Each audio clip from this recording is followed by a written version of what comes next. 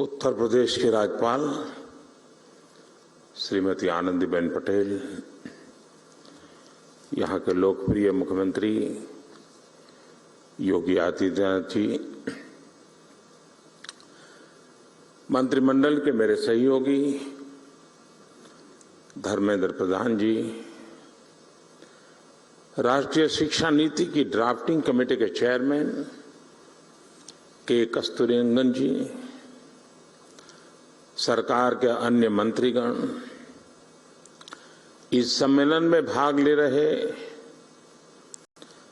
सभी vice chancellors, शिक्षा संस्थाओं के निर्देशक, सभी शिक्षकगण, शिक्षाविद, देवी और सज्जनों, अखिल भारतीय शिक्षा समागम का यह आयोजन उस पवित्र धरती पर हो रहा है जहां आजादी से पहले देश की इतनी महत्वपूर्ण यूनिवर्सिटी की स्थापना हुई थी। ये समागम आज एक ऐसे समय हो रहा है जब देश अपनी आजादी का अमृत महोत्सव मना रहा है। अमृत काल में देश के अमृत संकल्पों को पूरा करने की बड़ी जिम्मेदारी हमारी शिक्षा व्यवस्था पर है, हमारी युवा पीढ़ी पर है। हमारे यहाँ उपनिषदों में भी कहा गया है, विद्या अमृतम अश्नुते, अर्थात विद्या ही अमरत्व और अमृत तक ले जाती है। काशी को भी मोक्ष की नगरी इसलिए कहते हैं क्योंकि हमारे यहाँ मुक्ति का एकमात्र मार्ग ज्ञान को, विद्या को ही माना गया है। और इसलिए शिक्षा और शोध का, विद्या और बोध का इतना बड़ा मंथन जब सर्व विद्या के प्रमुख केंद्र काशी में होगा तो इससे निकलने वाला अमृत अवश्य देश को नई दिशा देगा।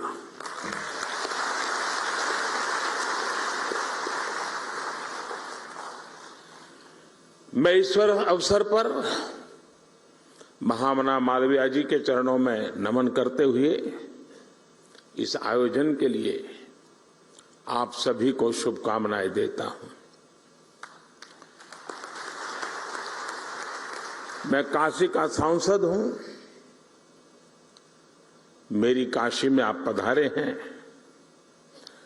तो एक प्रकार से मैं होस्ट भी हूं।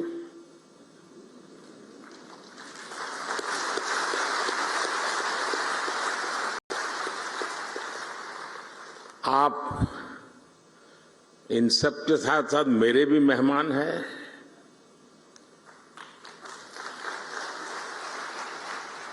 मुझे विश्वास है कि व्यवस्थाओं में ज्यादा आपको असुविधा नहीं होगी।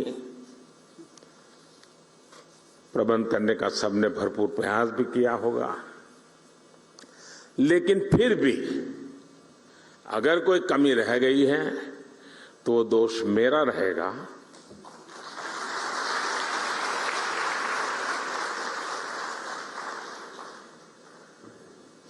और एक होस्ट के नाते कोई भी आपको असुविधा हो जाए तो उसकी क्षमा मैं पहले से मांग लेता हूं। साथियों, मैं अभी एक कार्यक्रम करके आ रहा हूं। यहां मध्याह्न भोजन के लिए एक सेंट्रलाइज किचन का काम था, लेकिन वहां मुझे मेरी काशी की सरकारी स्कूल के 10-12 साल की उम्र के बच्चों के साथ गप्पे गोष्ठी करने का अवसर मिला।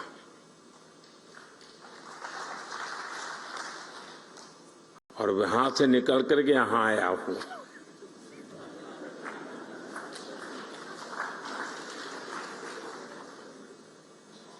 और मैं उनसे सुन करके आया हूं और आपको सुनाने आया हूं।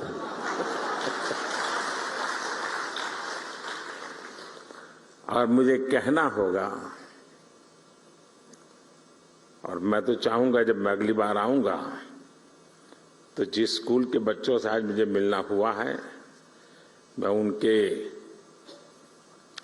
जो टीचर्स हैं उनको मिलना चाहूंगा।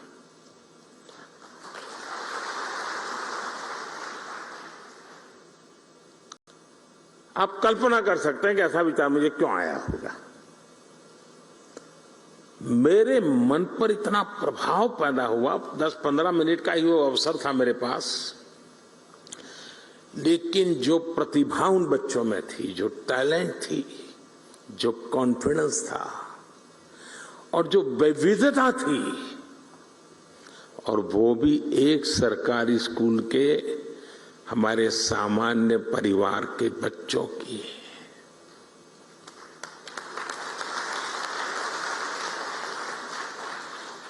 जो टैलेंट वो बच्चे वहां प्रस्तुत कर रहे थे, आपके परिवार में भी अगर आपका पोता नाती अगर ऐसी टैलेंट आपके सामने रखेगा तो जब भी मेहमान घर में आएंगे आप उसको खड़ा कर देंगे, जरा देखो मेहमान आए वो तुम सुनाओ। मेरा कहने का तात्पर्य है कि वर्तमान पीढ़ी का ये सामर्थ्य, उनकी क्षमता, जब वो आप जहां है वहां पहुंचेंगे, पद पे नहीं, उस इंस्टीट्यूट में आप तो नहीं होंगे, आप ऐसे इंस्टीट्यूट बना के जाएंगे कि इस प्रतिभा के बच्चे आने वाले दिनों में आने वाले हैं, उनको वहां कमी नजर ना आए। ये काम सबसे बड़ा आपके जिम्मे है।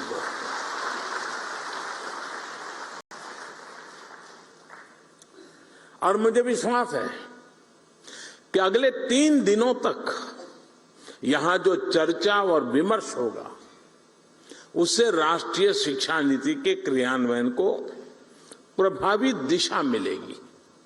साथियों, आप सभी जानते हैं कि राष्ट्रीय शिक्षा नीति का मूल आधार शिक्षा को संकुचित सोच के दायरे से बाहर निकालना और उसे 21वीं सदी के आधुनिक विचारों से जोड़ना है। हमारे देश में मेधा की कभी कोई कमी नहीं रही है, लेकिन दुर्भाग्य से हमारे ऐसी व्यवस्था बनाकर दी गई थी जिसमें पढ़ाई का मतलब केवल और केवल नौकरी ही माना जाने लगा था। शिक्षा में ये विकार गुलामी के कालखंड में अंग्रेजों ने अपनी जरूरतों को पूरा करने के लिए अपने लिए एक सेवक वर्ग तैयार करने के लिए किया था। आजादी के बाद इसमें थोड़ा बहुत बदलाव हुआ भी, लेकिन बहुत सारा बदलाव रह गया। अब अंग्रेजों की बनाई व्यवस्था कभी भी भारत के मूल स्वभाव का हिस्सा नहीं थी और न हो सकती है। अगर हम हमारे देश के पुराने कालखंड की तरफ नजर करें, हमारे यहां शिक्षा में अलग अलग कलाओं की धारणा थी, और बनारस तो, मेरी काशी तो इसका जीवंत उदाहरण है। बनारस ज्ञान का केंद्र केवल इसलिए नहीं था क्योंकि यहाँ अच्छे गुरुकुल और शिक्षण संस्थान थे। बनारस ज्ञान का केंद्र इसलिए था क्योंकि यहाँ ज्ञान और शिक्षा बहुआयामी, मल्टी सेक्टरल थी। शिक्षा में यही विविधता हमारी शिक्षा व्यवस्था का भी प्रेरणा स्रोत होनी चाहिए। हम केवल डिग्री धारक युवा तैयार न करें, बल्कि देश को आगे बढ़ने के लिए जितने भी मानव संसाधनों की जरूरत हो, हमारी शिक्षा व्यवस्था वो देश को उपलब्ध कराए, देश को दे। इस संकल्प का नेतृत्व हमारे शिक्षकों और शिक्षण संस्थानों को करना है। हमारे शिक्षक जितनी तेजी से इस भावना को आत्मसात करेंगे, छात्र छात्राओं को, देश के युवाओं को उतना ही ज्यादा, देश के आने वाले भविष्य को भी उतना ही ज्यादा लाभ होगा। साथियों, नए भारत के निर्माण के लिए नई व्यवस्थाओं का निर्माण, आधुनिक व्यवस्थाओं का समावेश उतना ही जरूरी है। जो पहले कभी नहीं हुआ, जिन लक्ष्यों को पाने की देश ने कल्पना भी नहीं करता था, वो आज के भारत में हकीकत हमारे सामने निर्माण हो रही है।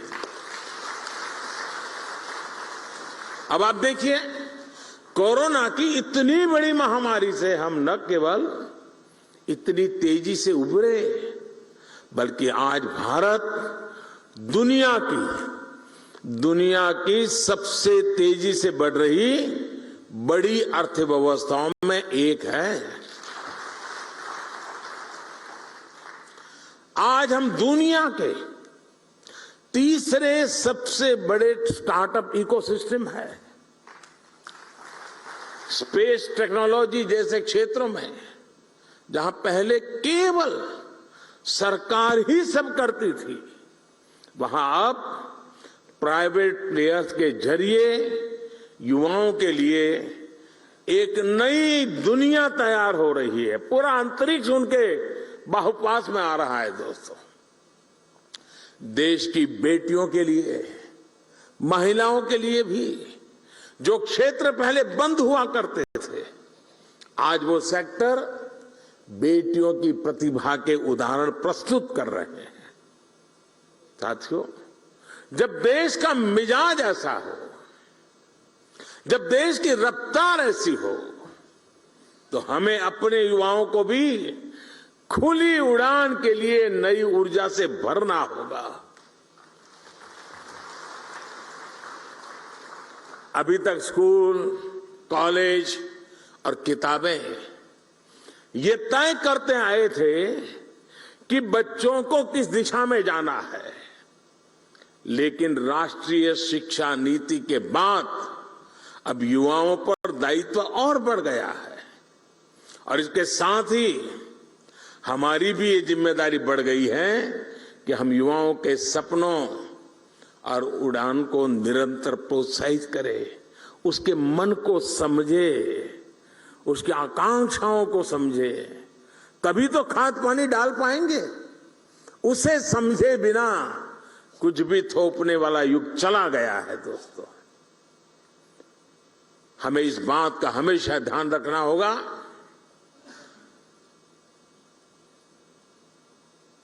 हमें वैसा ही शिक्षण, वैसी ही संस्थानों की व्यवस्थाएं, वैसा ही ह्यूमन रिसोर्स डेवलपमेंट का हमारा मिजाज अपने आप को सज्ज करना ही होगा। नई नीति में पूरा फोकस बच्चों की प्रतिभा और चॉइस के हिसाब से उन्हें स्किल्ड बनाने पर है। हमारे युवा स्किल्ड हो, कॉन्फिडेंट हो, प्रैक्टिकल हो, कैलकुलेटिव हो। शिक्षा नीति इसके लिए जमीन तैयार कर रही है। साथियों, देश में तेजी से आ रहे परिवर्तन के बीच शिक्षा व्यवस्था और इससे जुड़े आप सभी महानुभावों की भूमिका कितनी अहम है, इसका एक उदाहरण मैं अपने गुजरात के मुख्यमंत्री काल के शुरुआत के कालखंड का एक अनुभव बताता हूं। मैं नया नया मुख्यमंत्री बना था, सरकार वरकार की दुनिया से मेरा कोई नाता ही नहीं था, मैं बहुत दूर था, अचानक काम आया था। तो मैंने एक कार्यक्रम बनाया था। मेरे सभी सचिवों को मैंने कहा कि आप ही आपके डिपार्टमेंट के मुख्यमंत्री हैं और मुझे बताइए 5 साल में आप अपने डिपार्टमेंट को कहां ले जाओगे, कैसे ले जाओगे, अचीव क्या करोगे, उससे गुजरात के सामान्य मानवी के जीवन को क्या लाभ होगा, उसका एक आपका विजन और पूरी डिटेल के साथ प्रेजेंटेशन कीजिए। ये मैंने सभी विभागों के सचिवों को कहा और हर दिन शाम को 5 बजे सभी मेरी मंत्रिपरिषद के मंत्री और सभी सचिव हम बैठते थे और एक सचिव आकर के अपने विभाग का पूरा प्रेजेंटेशन देते थे, फिर डिबेट होती थी। सभी सचिव, जो पहले भी कोई एग्रीकल्चर सचिव रहा होगा वो भी वहां बैठा हुआ है, सब लोग अपने अपने विचार रखते थे, डिबेट होती थी, हमारे मंत्री भी डिबेट करते थे। मैं सुनता रहता था, सीखने का प्रयास करता था। एक दिन, और ये कार्यक्रम मेरा करीब महीने भर चला था और शाम को 5 बजे शुरू होता था, रात 10 बजे तो बड़ी मुश्किल से घर जाने की इजाजत मिलती थी और बड़ा ही इंटेंस वो कार्यक्रम चला और शायद हिंदुस्तान के इतिहास में पहली बार ऐसा हुआ होगा। तो मेरे यहां उद्योग के जगत के संबंधित प्रेजेंटेशन हुआ। आने वाले दिनों में वो औद्योगिक क्या क्या देखते हैं, आने वाले दिनों में औद्योगिक विकास कैसा होगा, सारा बता रहे थे। तो कार्यक्रम पूरा होते ही शिक्षा सचिव मेरे पास आए, क्योंकि दूसरे दिन शिक्षा सचिव का कार्यक्रम था। उसने कहा, साहब मैं कल नहीं कर पाऊंगा। मैंने कहा, क्या बात करते हो भाई, 1 महीने पहले आपको तैयारी करने के लिए कहा और आप लास्ट मोमेंट कह रहे हैं मैं नहीं कर पाऊंगा। उन्होंने कहा, तैयार तो है, मैं कर सकता हूं, लेकिन आज जो मैंने औद्योगिक विकास का जो प्रेजेंटेशन देखा उसको देख करके मुझे लगता है कि हमारा उनका कोई मेल ही नहीं है। हम बाएं जा रहे हैं, वो दाएं जा रहे हैं। तो मैं इसकी लाइट में मेरे जो प्रेजेंटेशन है उसको मॉडिफाई करने के लिए मुझे समय चाहिए, तब जाकर के हम एक इंक्लूसिव ग्रोथ की दिशा में साथ मिलकर के शिक्षा हो, इंडस्ट्री चल सकते हैं। हमें भी अब तो पूरी दुनिया का पता होना चाहिए, हर यूनिवर्सिटी में काम होना चाहिए कि दुनिया आगे किस तरफ जा रही है, कैसे जा रही है, उसमें हमारा देश कहां है, उसमें हमारे युवा कहां है। आने वाले 15-20 साल उन बच्चों के हाथ में भारत होने वाला है, उनको मैं कैसे तैयार कर रहा हूं, यह हमारा बहुत बड़ा दायित्व है दोस्तों। और इसी तर्ज पर हमारे सभी शिक्षण संस्थानों को भी खुद से पूछने की जरूरत है कि क्या हम फ्यूचर रेडी हैं।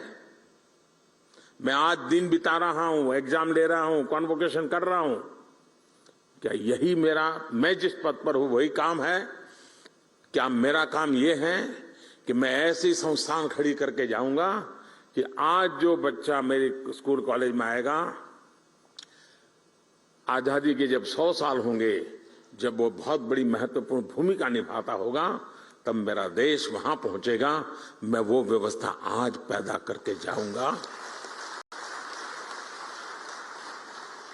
आप सबको वर्तमान को संभालना है, आपके पहले जो करके गए हैं उसको आगे बढ़ाना है, लेकिन आज जो काम कर रहे हैं उनको फ्यूचर के लिए ही सोचना होगा और व्यवस्थाएं फ्यूचर के लिए विकसित करनी होगी।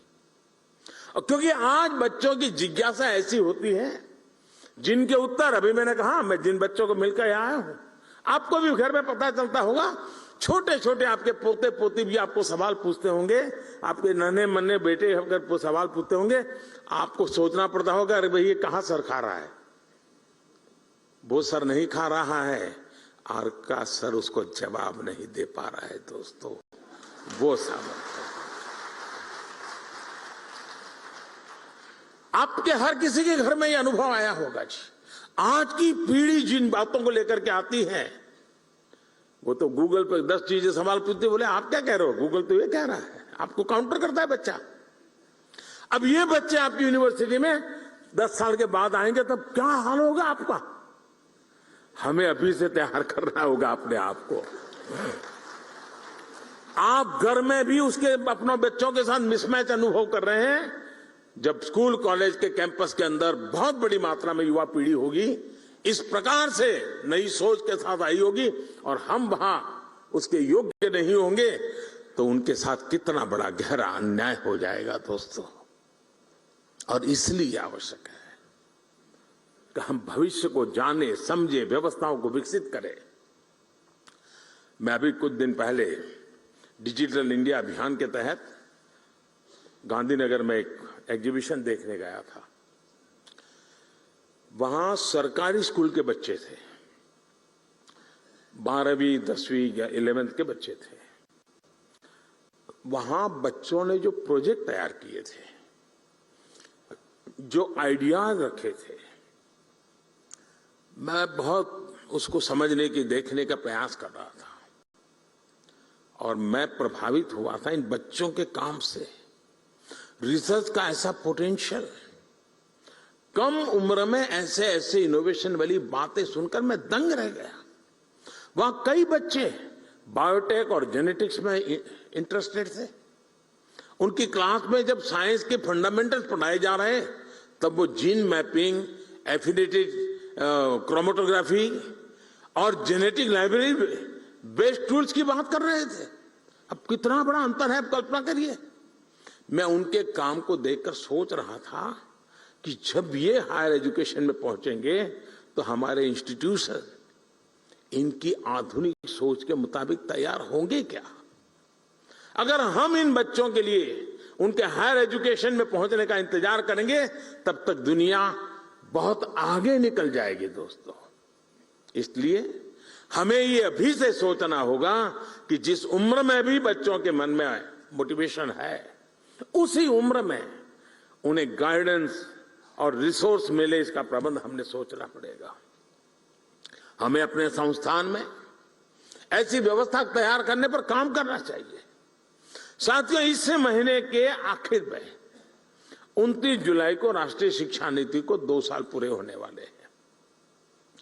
और अभी धर्मेंद्र जी बता रहे थे कि बड़े मंथन के बाद ये शिक्षा नीति बनाई। कस्तूररंगन जी ने बहुत अच्छा नेतृत्व दिया, उसके कारण ये संभव हुआ। और इतना विविधता भरा देश और राष्ट्रीय शिक्षा नीति का इस प्रकार से स्वागत हो, ये अपने आप में बहुत बड़ी सिद्धि है जी, बहुत बड़ी सिद्धि है। लेकिन इसकी विशेषता देखिए, इसको बनाने में तो मंथन हुआ। आमतौर पर सरकार का स्वभाव होता है, एक डॉक्यूमेंट बन जाता है, वो डॉक्यूमेंट समय के भरोसे छोड़ दिया जाता है, कुछ व्यक्तियों के भरोसे जोड़ जाता है। आपके भी टेबल पे तो कुछ दिन शोभा बढ़ाता है डॉक्यूमेंट, फिर वो भी टेबल पे से हट जाता है, कोई नया डॉक्यूमेंट आता है, वो जगह ले लेता है, बात वहीं समाप्त हो जाती है। अनुभव आपको भी है, यहां बैठे हुए लोगों को भी है। हमने ऐसा नहीं होने दिया। हमने हर पल इस राष्ट्रीय शिक्षा नीति को जिंदा रखा है। मैं स्वयं भी इतने कम समय में कम से कम 25 सेमिनार में गया हूं, शायद 25 से ज्यादा, और इसी विषय पे मैं बोलता रहा हूं। ये रिपोर्ट देने के बाद स्वयं कस्तूरीरंगन जी लगातार संवाद कर रहे हैं, हर क्षेत्र के लोगों से संवाद कर रहे हैं, उनके क्लैरिफिकेशन चाहिए समझा रहे हैं, उसके पीछे का विजन क्या है, बैकग्राउंड इंफॉर्मेशन वो समझा रहे हैं। पूरी सरकार के सभी डिपार्टमेंट लगातार कोशिश कर रहे हैं कि ये, क्योंकि 30 साल के बाद आया हुआ डॉक्यूमेंट सिर्फ कागज का ढर्रा हमारे पास पहुंच जाने से होगा नहीं जी। आप भी यहां जब 3 दिन मंथन करोगे, उसकी कई बारीकियां हैं जो शायद आपने पूरा पन्ना पढ़ लिया होगा, लेकिन अब नई तरीके से आपके सामने उजागर होगी। इसलिए अपनी यूनिवर्सिटी के अंदर भी ऐसे ही निरंतर मंथन की योजना बना करके यहां से जाना। सिर्फ यहां से आप सुन करके मत चला जाना, आपके साथ जुड़े हुए जो बाकी साथी हैं वे भी ऐसा ही मंथन करें, उसमें से और अमृत निकाले जी, तब जाकर के इसका लाभ होगा। और इसके इम्प्लीमेंटेशन की जो उसके लिए जो चुनौतियां हैं उसकी हर बारीकी पर हमें गौर करते रहना चाहिए। साथियों, आज जब कोई काम अपने हाथों में लेता है तो समस्याएं का समाधान भी तेजी से निकलता है। समस्या समझ करके यार मैं कहां पड़ूं इसमें, तो समाधान कभी नहीं निकलता है। साथियों, इन 2 सालों में देश राष्ट्रीय शिक्षा नीति को लागू करने की दिशा में कई ठोस कदम उठा चुका है। इस दौरान एक्सेस, क्वालिटी और फ्यूचर रेडीनेस जैसे जरूरी विषयों पर हुई वर्कशॉप ने भी बहुत बड़ी मदद की है। देश विदेश के एकेडमिशियंस, इनसे जो चर्चाएं हुई, मेरा भी देश के शिक्षा मंत्रियों के साथ, शिक्षाविदों के साथ जो संवाद हुआ, उसने भी इसी गति को आगे बढ़ाया है। और अभी कुछ दिन पहले हमारे धर्मेंद्र जी ने देश भर के शिक्षा मंत्रियों को भी बुलाया था, जैसे आपके साथ चर्चा कर रहे हैं, उनके साथ भी की थी। लगातार कोशिश हो रही है कि इन चीजों को हम 100% साकार कैसे कर पाए। राज्य सरकारों ने भी अपने अपने स्तर पर इस दिशा में कई महत्वपूर्ण कदम उठाए हैं और आज सभी के प्रयासों का परिणाम है कि देश और खासकर देश का युवा इस बड़े बदलाव में भागीदार बन रहा है। साथियों, नई राष्ट्रीय शिक्षा नीति के लिए देश के एजुकेशन सेक्टर में एक बड़े इंफ्रास्ट्रक्चर ओवरहॉल पर भी काम हुआ है। आज देश में बड़ी संख्या में नए कॉलेज खुल रहे हैं, नए विश्वविद्यालय खुल रहे हैं, नए आईआईटी और नए आईआईएम की स्थापना हो रही है। 2014 के बाद से देश में मेडिकल कॉलेजों की संख्या में 55% की वृद्धि हुई है। युवाओं को बेहतर अवसर देने के लिए यूनिवर्सिटीज में समान स्टैंडर्ड के लिए इस वर्ष कॉमन यूनिवर्सिटी एंट्रेंस टेस्ट भी लागू किया गया है। ऐसे ही कई और भी रिफॉर्म्स किए गए हैं। देश के इन प्रयासों का परिणाम है कि वर्ल्ड यूनिवर्सिटी रैंकिंग में भारतीय संस्थानों की संख्या में धीरे धीरे प्रवेश हो रहा है, संख्या में वृद्धि हो रही है। ये बदलाव केवल शुरुआत है, अभी हमें इस दिशा में लंबी दूरी तय करना है। साथियों, मुझे ये भी संतोष है कि राष्ट्रीय शिक्षा नीति अब मातृभाषा में पढ़ाई के रास्ते खोल रही है। इसी क्रम में संस्कृत जैसी प्राचीन भारतीय भाषाओं को भी आगे बढ़ाया जा रहा है। मैं यहां देख रहा हूं कि इस आयोजन में भी संस्कृत से जुड़े लोगों के लिए विशेष व्यवस्था है। काशी की धरती से हुई ये शुरुआत निश्चित ही भारतीय भाषाओं और भारतीय संकल्पों को नई ऊर्जा देने का काम करेगी।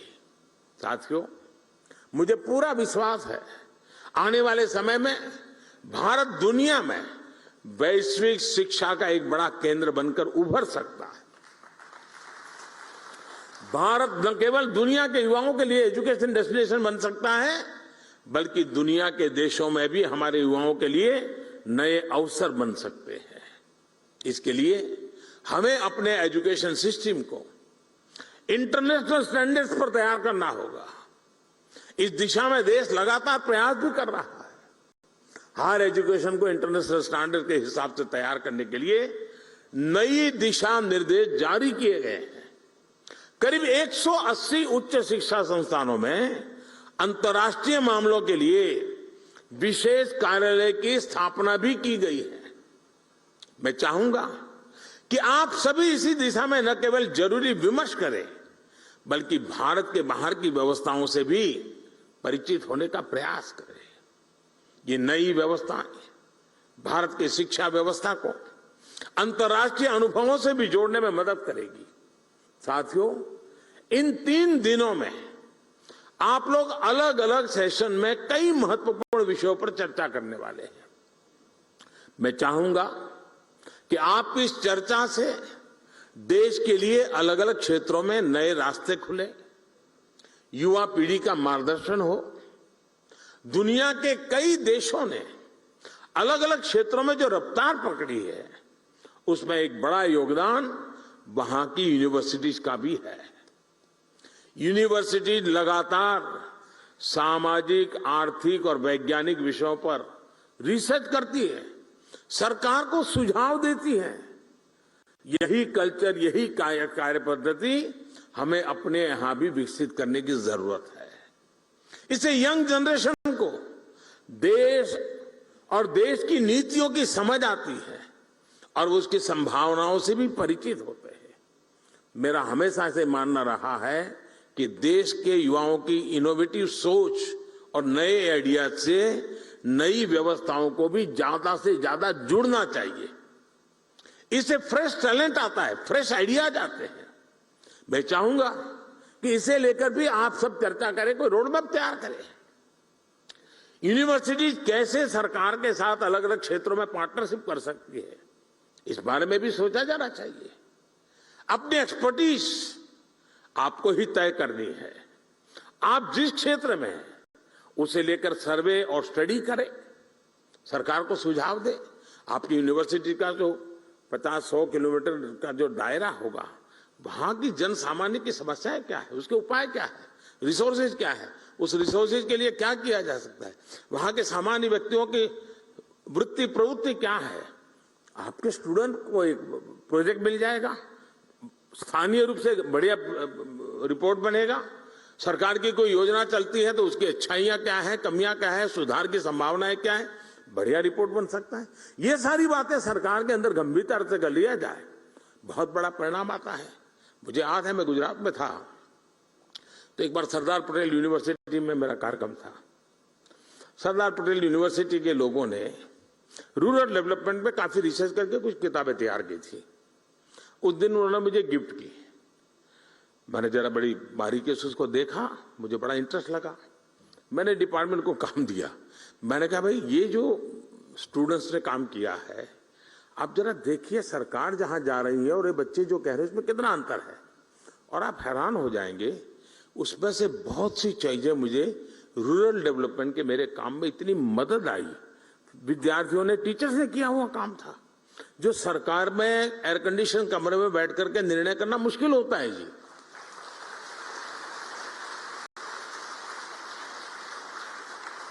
जो फील्ड में हमारी ये पीढ़ी जाती है वो बहुत ही अच्छा उसका अर्क निकाल करके ले आती है, और कुछ चीजों का कल्पना भर का लाभ हुआ हो ये भी ध्यान में आता है जी।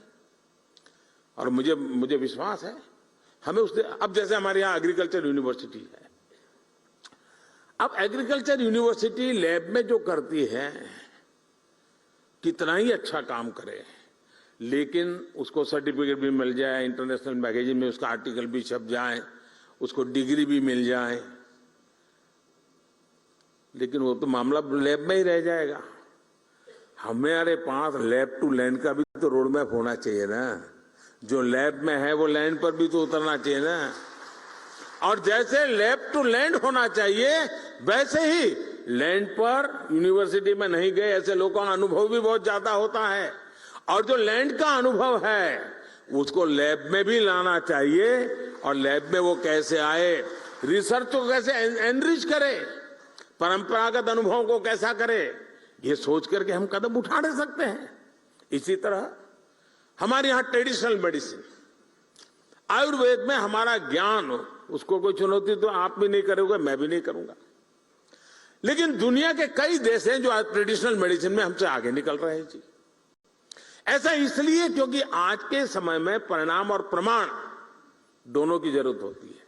हम ये कहें कि भाई मैं ये जड़ी बूटी लेते हुए फायदा होता है, परिणाम मिलता है, लेकिन हम मान के चले और सभी यूनिवर्सिटी के तरफ मेरा कुछ न यहां से सुन करके जाए तो चलेगा, 2 शब्द मेरे सुन करके चल जाइएगा और उस पर मंथन कीजिएगा।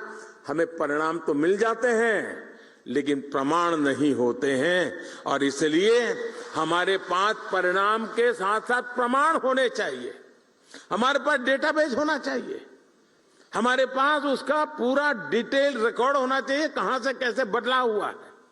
हम भावनाओं के आधार पर दुनिया नहीं बदल सकते जी, दुनिया के सामने उसे मॉडल के रूप में प्रस्तुत नहीं कर सकते, और इसलिए परिणाम होने के बावजूद भी प्रमाण की आवश्यकता आज के विश्व को बहुत जरूरी है। और इसलिए अब हमारी यूनिवर्सिटीज को जो परिणाम से हम परिचित हैं, लेकिन जिसमें प्रमाण का अभाव है, उन प्रमाण की पूर्ति करने के लिए मैकेनिज्म बनाना, व्यवस्थाएं विकसित करना है, परंपराएं विकसित करना, ये आप सब साथियों की मदद के बिना होना नहीं है।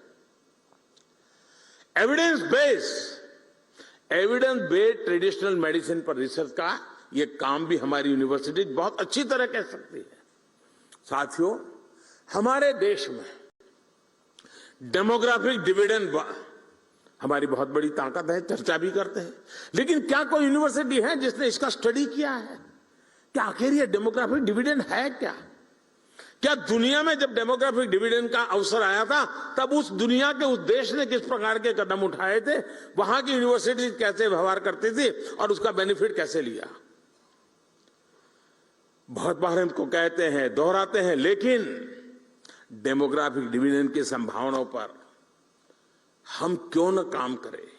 उस सामर्थ्य का उपयोग हम आने वाले 20, 25, 30 साल के लिए देश को कैसे दे सके? ऐसे ही हम देखते हैं, अब दुनिया के देशों की स्थिति देखिए।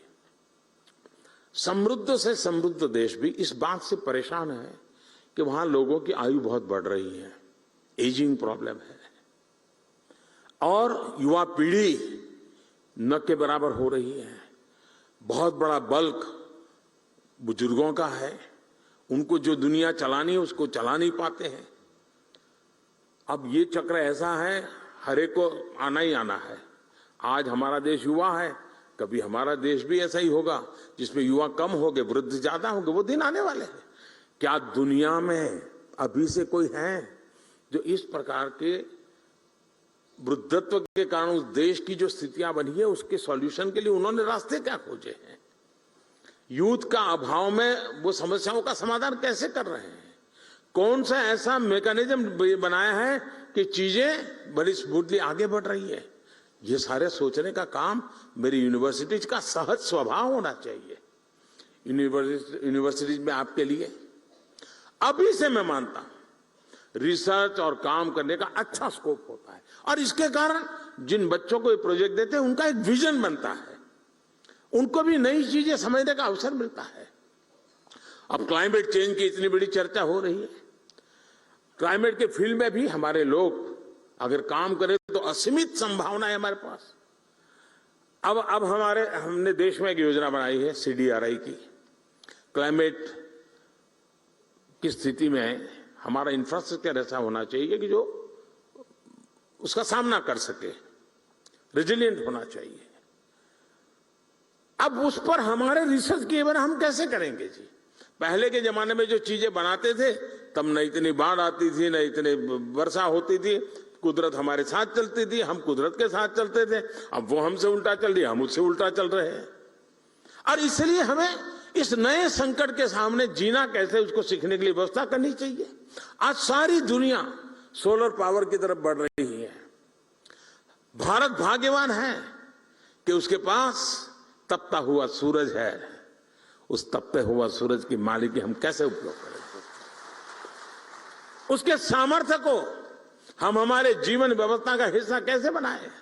सोलर पावर को हमारे यहां इतना महत्व दिया गया है, सरकार की नीतियों में दिया गया है, लेकिन हम रिसर्च के द्वारा, नए नए अनुसंधान के द्वारा, आज नए युग के हिसाब से नए वैज्ञानिक संसाधनों के साथ इस ऊर्जा को इस्तेमाल करने के लिए हमें काफी काम करने की जरूरत लगती है। उसी तरह साथियों, स्वच्छ भारत अभियान, हर व्यक्ति के दिल में ये बात अब घर कर गई, हाँ भाई स्वच्छ भारत के विषय में कोई कॉम्प्रोमाइज नहीं होना चाहिए, लेकिन बात वहां से बनती नहीं है जब तक हम वेस्ट टू वेल्थ की तरफ की योजनाएं नहीं बनाते हैं। ये जो कूड़ा कचरा निकलता है उसका सर्कुलर इकोनॉमी क्या हो सकती है, उसका बेस्ट प्रोडक्ट क्या हो सकता है, ये तो यूनिवर्सिटी रिसर्च करके दे सकती है जी। हमारे नए नए लोग होते हैं, प्रयोग करके दे सकते हैं। हम वेस्ट में से बेस्ट कैसे बनाएं, हम सर्कुलर इकोनॉमी को कैसे मजबूत करें, और खासकर लोकल लेवल पर सर्कुलर इकोनॉमी कैसे, कितने क्षेत्र आज हमारे स्टूडेंट्स के लिए खुले हुए हैं। आज देश स्पोर्ट्स के क्षेत्र में भी नए आत्मविश्वास के साथ नई उपलब्धियां हासिल कर रहा है। हमारी यूनिवर्सिटीज ऐसा नहीं होना चाहिए कि अब स्पोर्ट्स यूनिवर्सिटी बन रही है इसलिए बाकी यूनिवर्सिटी के नौजवानों को स्पोर्ट्स से कोई लेना देना। जी नहीं, हमारी यूनिवर्सिटी के मैदान शाम को भरे रहने चाहिए, बच्चों को घर भेजने के लिए मेहनत करनी पड़े, ये वातावरण हर यूनिवर्सिटी के मैदान में होना चाहिए। हमारी यूनिवर्सिटी ये लक्ष्य बना सकती है, एक एक यूनिवर्सिटी तय कर सकती है कि आने वाले वर्षों में मेरी यूनिवर्सिटी कितने गोल्ड मेडल ले आएगी, मेरे स्कूल के कितने विद्यार्थी, मेरी कॉलेज के कितने विद्यार्थी आगे बढ़ेंगे। ये किस यूनिवर्सिटी के टारगेट क्यों नहीं होने चाहिए दोस्तों? दुनिया के कितने देश में मेरी यूनिवर्सिटी के बच्चे खेलने के लिए जाएंगे, मैं उनको कैसे तैयार करूं? उनको एक्सपोजर मिलेगा, वे भी मेरी एक बहुत बड़ी अमानत बन जाएगा। साथियों, मैं स्ट्रे विचारों को इसलिए रख रहा हूं, अनगिनत संभावनाएं हैं और राष्ट्रीय शिक्षा नीति ने आपके हाथ में अवसर दिया है जो पिछले वर्षों में हमारे पास नहीं था। इस राष्ट्रीय शिक्षा नीति का आया है, ये हमारा काम है उसको आगे बढ़ाए। साथियों, हम सबको याद रखना होगा कि देश के भविष्य निर्माण का राष्ट्रीय शिक्षा नीति का नेतृत्व आप सब साथियों के हाथ में है। मुझे विश्वास है कि अखिल भारतीय शिक्षा समागम में आपके मंथन से निकला अमृत, आपके सुझाव देश को एक नई दिशा देंगे। जिन नौजवानों के साथ आपका समय बीतता है, उनको वर्तमान के लिए नहीं, आने वाले कल के लिए तैयार करना है। अगर आने वाले कल के लिए तैयार करना है तो आपको आने वाले साल के लिए तैयार होना है। अगर आप आने वाले साल के लिए तैयार होते हैं तो आपकी इंस्टीट्यूट को आने वाले 100 साल के लिए तैयार करना है, तब जाकर के इस काम को प्राप्त कर सकते हैं। और उसी भाव को साथ आप लोग काशी की इस पवित्र धरती पे हैं, मां गंगा के तट पर विराजमान हैं। सांस्कृतिक पूरी परंपरा हमें नई चेतना और प्रेरणा देने वाली परंपरा है। उस परंपरा में से कुछ न कुछ अमृत बिंदु आपके भी नसीब आएंगे, जो अमृत बिंदु लेके जाएंगे। वहां जब आप उसको रखोगे, वो यूनिवर्सिटी भी आने वाले अमृत काल में भारत के उज्जवल भविष्य को गढ़ने के लिए काम आएगी। मैं फिर एक बार विभाग का इस कार्यक्रम की रचना के लिए धन्यवाद करता हूं। आप सब उत्साह और उमंग के साथ इससे शरीक हुए हैं। मुझे विश्वास है 3 दिन में आप थक नहीं जाएंगे। मैं बैठे बैठे कार्यक्रम देख रहा था, मुझे लग रहा है पता नहीं आपका क्या होगा 3 दिन के बाद, लेकिन आप एकेडमिक वर्ल्ड के हैं तो जरूर उसको आगे बढ़ाएंगे। मेरी आपको बहुत बहुत शुभकामनाएं, बहुत बहुत धन्यवाद।